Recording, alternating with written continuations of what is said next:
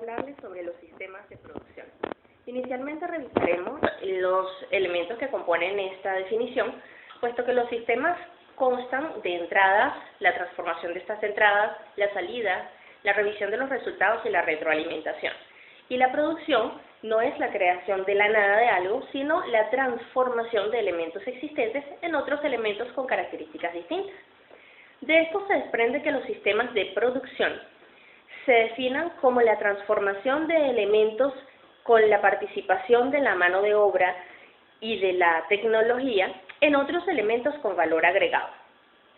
Dicho esto, es importante resaltar las características que definen un sistema de producción.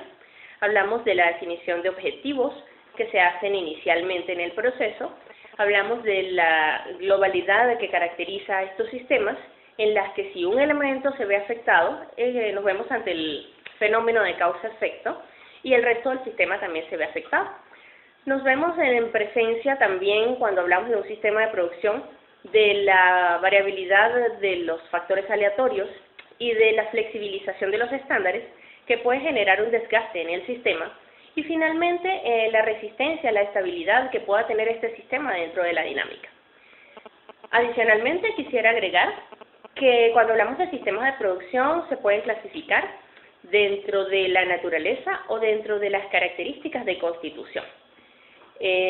Pueden ser abiertos o cerrados, a efectos de la primera clasificación, y pueden ser físicos o abstractos a efectos de esa constitución. En una primera clasificación, los sistemas abiertos tenemos como un ejemplo representativo la empresa, porque son aquellos que se sirven de los elementos del exterior para trabajar con ellos, pero que también reciben un efecto de los mismos. Cuando hablamos de sistemas cerrados, no hay ese intercambio con el exterior y es como más automatizado, como más sistemático, valga la redundancia.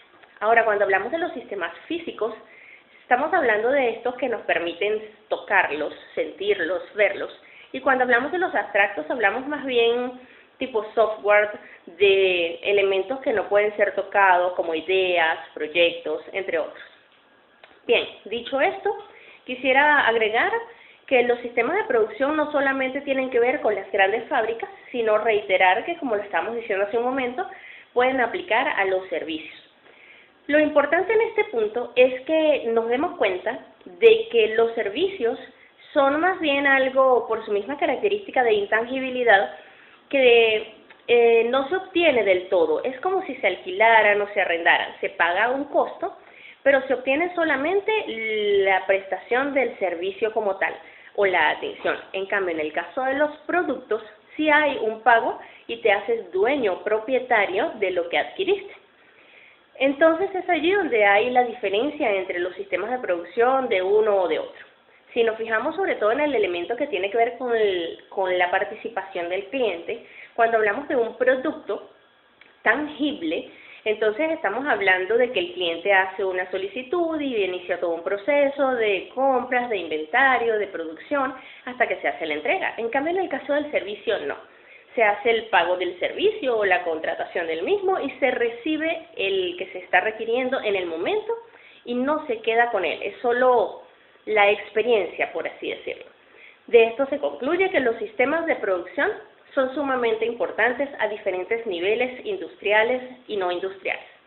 Y por ello debemos estudiarlos en detalle con cada uno de sus elementos.